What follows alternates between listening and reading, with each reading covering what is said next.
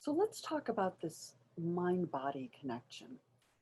It's easy to think about your mind as separate from your body separate from your mind. But it's pretty clear that, you know, the mind and body affect each other. And so we're going to be playing with that some today, thinking about that relationship. So, as we're thinking about health, and I mean both physical health and psychological health, we're thinking about the biological piece. Any predispositions to disease that you may experience. The psychological piece, so psychological factors that contribute to health or illness, and also the social piece. What's happening in your context that influences your health. So we often talk about biopsychosocial model. Sometimes you'll see biopsychosocial spiritual model, but just to get us remembering that you can't have a brain without a body, okay? That mind and body are connected. Think about this in terms of COVID, for example. It seems that it's not just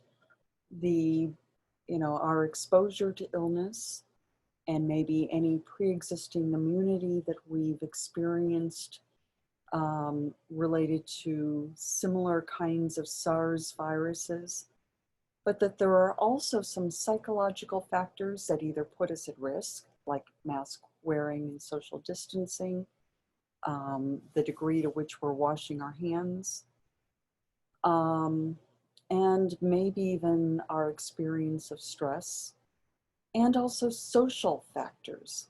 So poverty seems to be highly related to COVID, which probably is related to the kinds of working conditions that people who are poorer tend to have. It also seems that certain peer groups are more at risk. So, think about how all of these together help us to understand illness and health better. So, one way of thinking about both physical and mental health is in terms of this diathesis stress model. And the idea is that there are biological and psychological vulnerabilities in combination with stressful life events. And if those are sufficiently large, then we have a mood disorder. If they're, low vulnerabilities, low stress, no mood disorder. Now, from a psychological point of view, we're going to really pay attention to what happens on the psychological end. Stress and, autonomy, self-esteem, self-control, and how those influence what's happening in terms of a mood disorder and the development of a mood disorder. Now, especially right after chapter 4, you're probably thinking, well, what about coping? How does that play in? And so some people have argued that rather than focus on this diathesis stress, where a person is just sort of passively experiencing these factors that put them at risk of a disease, think about what are we doing to actively cope with a stressor that either increases our risk or decreases our risk. So for example, developing good social support decreases our risk. Engaging in risky behaviors. So for example, with COVID, not washing your hand, not wearing a mask, that increases your risk. And so in general, we're going to be thinking about factors that decrease our risk as things that are important to be paying attention to here.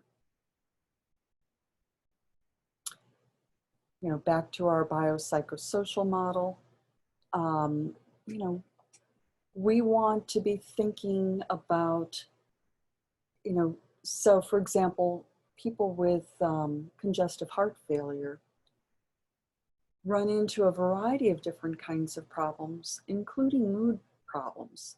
And probably some parts of that is that they're not able to get around as well as they would. They've lost some of the sense of purpose and meaning that they otherwise would have had.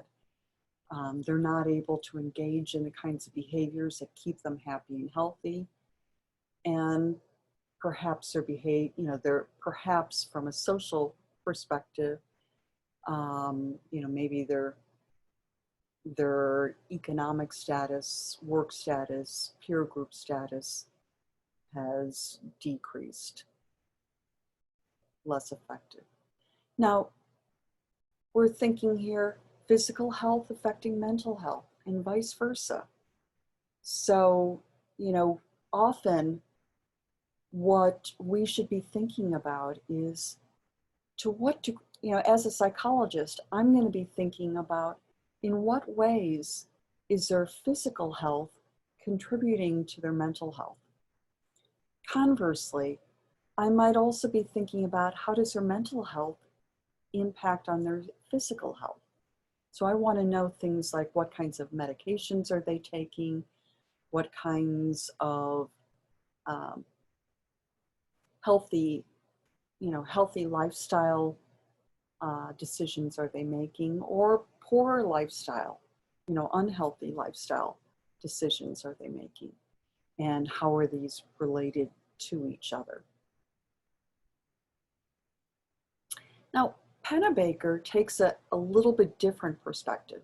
So he's talking about how some people may over-attend to physical symptoms.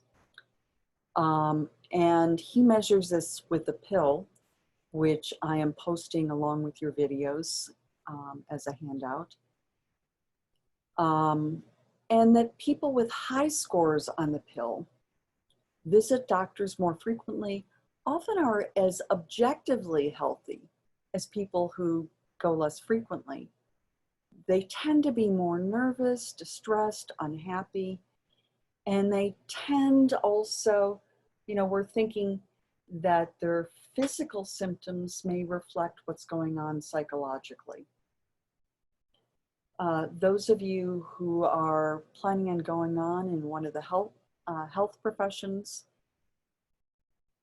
a significant percentage of people who are going to doctors also are going for things with a psychological underpinning. It's not that we don't want people to pay attention to their physical symptoms. Paying attention to your physical symptoms keeps you healthy. But we want you to attend and respond to the symptoms rather than just ruminating or dwelling on them. Let's think about this in terms of the critical thinking model. So what I want you to do is observe yourself and others carefully, recognizing your values in that process.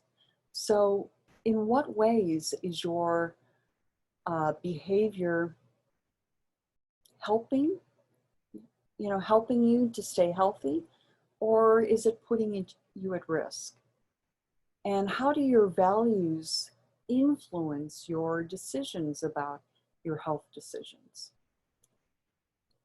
Think critically about the claims that you're making about influences. So, yes, diet plays a role in terms of heart disease, but also things like anger and engaging in healthy lifestyle choices. Being optimistic. If you're not optimistic, you're not going to go to the doctor. You're not going to engage in the things that are going to keep you healthy. We need to recognize and appreciate the contributions of context and culture. So for example, um, you know, African Americans are at greater risk of COVID at this point.